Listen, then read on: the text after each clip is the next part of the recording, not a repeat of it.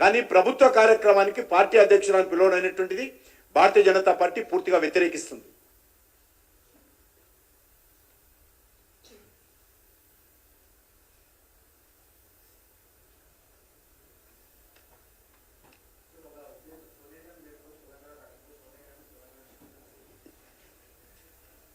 సోనియా గాంధీ ఇవాళ తెలంగాణ ప్రజలు దంచి తెచ్చుకున్నారు.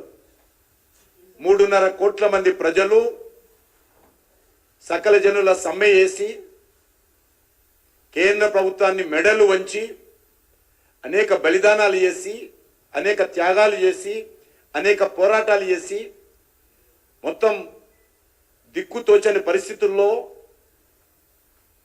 ఇవ్వాల్సి వచ్చింది. పార్లమెంటులో భారతీయ జనతా పార్టీ ఆ రోజు పూర్తి స్థాయిలో తెలంగాణ ప్రజల గుండె చప్పుడై సుష్మా స్వరాజ్ గారి నేతృత్వంలో పోరాటం చేశాం కాబట్టి ఆ రోజు తెలంగాణ వచ్చింది తప్ప సోనియమ్మ దయాదాక్షిణ్యాలతో తెలంగాణ రాల.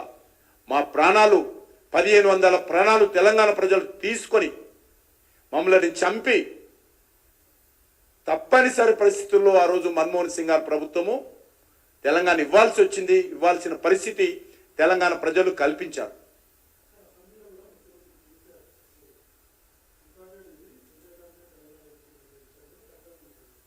ఆయన కాంగ్రెస్ పార్టీ ఆయన సంబంధం కదా, మిత్రుడు కదా.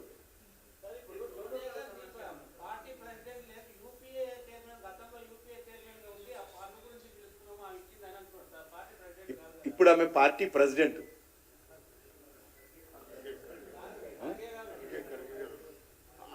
చెప్పండి. కాంగ్రెస్ పార్టీ నాయకురాలు అధ్యక్షురాలు కూడా కాదు, కనీసం కాంగ్రెస్ పార్టీ అధ్యక్షురాలు కూడా కాదు, కాంగ్రెస్ పార్టీ నాయకురాలు, వారసత్వ రాజకీయాలకు నాయకురాలు.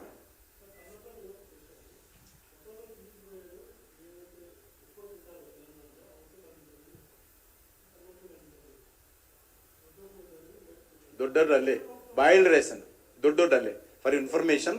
Boiled rice parboiled rice.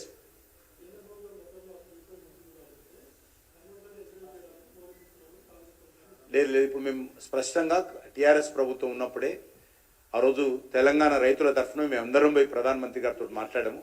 ఇక్కడ రైతులు దొడ్డొడ్లే వండిస్తారు, ఎక్కువ బాయిల్ రైసే అయితే బాగా రైతులకు మేలు జరుగుతుంది ఒప్పుకున్న తర్వాత స్పష్టంగా బీఆర్ఎస్ ప్రభుత్వం ఉన్నప్పుడే స్పష్టమైనటువంటి ఆదేశాలు ఇచ్చిండు.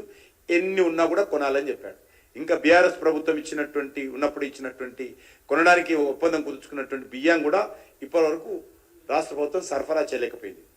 దొడ్డు పరిస్థితి ఆ రకంగా ఉంటే, పారబాయిల్ రైస్ పరిస్థితి ఆ రకంగా ఉంటే, సన్న బియ్యం కొనుగోలు చేస్తామని, సన్న బియ్యం పంపిణీ చేస్తామని చెప్పడం ఏదైతే ఉన్నదో ఇది జస్ట్ బోనస్ చెల్లింపు నుంచి తప్పించుకునేటువంటి ప్రయత్నం తప్ప ఇంకొకటి లేదు.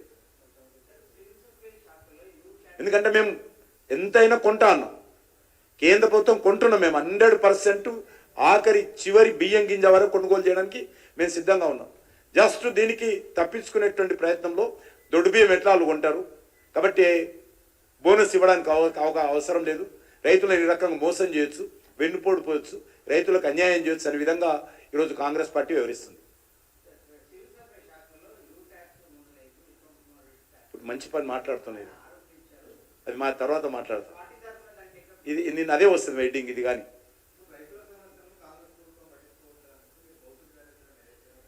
డెఫినెట్గా నేను కూడా కొన్ని మార్కెట్ యార్డ్ వెళ్తున్నా. నేను మార్కెట్ యార్డ్లు విజిట్ చేస్తాను, రైతులను ప్రత్యక్షంగా తెలుసుకుంటాను, ఏ రకంగా వాళ్ళు మరి రైతుల దగ్గర కొనుగోలు చేస్తున్నారో. కేంద్ర ప్రభుత్వం అల్టిమేట్గా మేము చెల్లిస్తాం, నయా పైసా గవర్నమెంట్ ఆఫ్ ఇండియా చెల్లిస్తుంది రైతులకు. కాబట్టి రేపు చూస్తాం అందరం, తప్పకుండా దీనికి సంబంధించినటువంటి కార్యాచరణ రూపొందిస్తాం.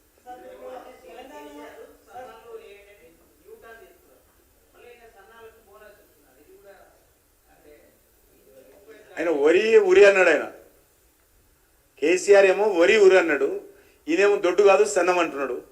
సన్నం అని చెప్పి ఈరోజు రైతులను అడ్డుకుంటున్నాడు, దొడ్డు బియ్యం అని అడ్డుకునేటువంటి ప్రయత్నం చేస్తుంది.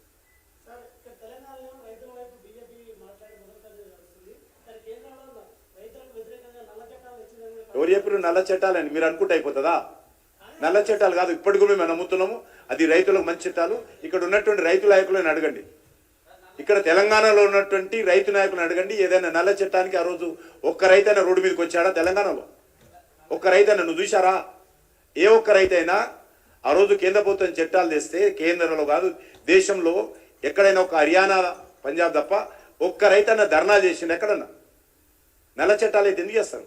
రైతులకు మేలు. ఇప్పుడు కూడా మేము నమ్ముతున్నాం ఆ చట్టాలు రైతులకు మేలు చేసే చట్టాలు. కానీ తప్పనిసరి పరిస్థితుల్లో ఆ రోజు రైతులు రోడ్డు మీద వచ్చారు కాబట్టి అక్కడ రెండు రాష్ట్రాలు ఉన్నటువంటి ప్రత్యేకమైనటువంటి పరిస్థితుల్లో దేశ రైతులకు అన్యాయం చేసే విధంగా ఆ రైతు చట్టాలను ఉపసంహరించుకోవడం జరిగింది.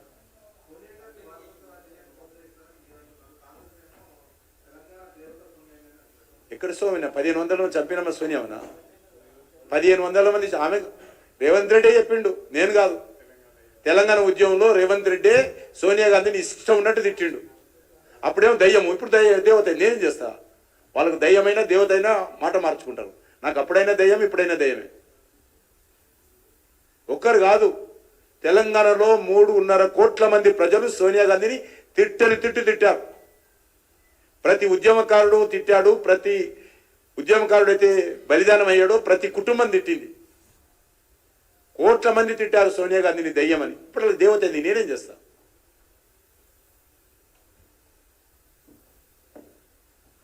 ధన్యవాదాలు. రుణమాఫీ గురించి మరి అనేక రకాలుగా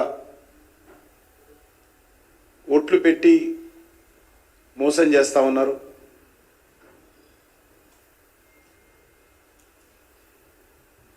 అదేవిధంగా కౌలు రైతులకు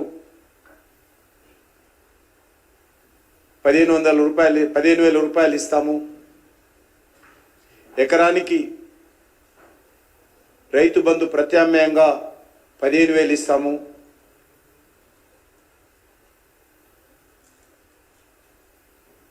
వరి పంటకు క్వింటాలకు 500 బోనస్ ఇస్తాము,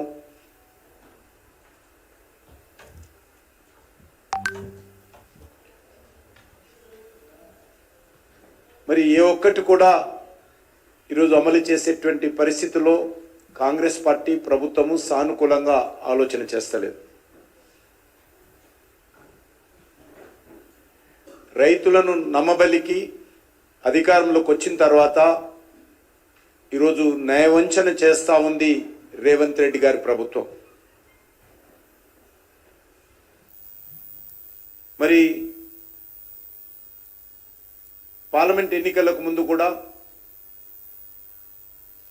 ఈ యొక్క ఇచ్చినటువంటి గ్యారంటీలను మర్చిపోయి తగుదునమ్మా అని అనేక రకాల కొత్త హామీలు ఇవ్వడం జరిగింది.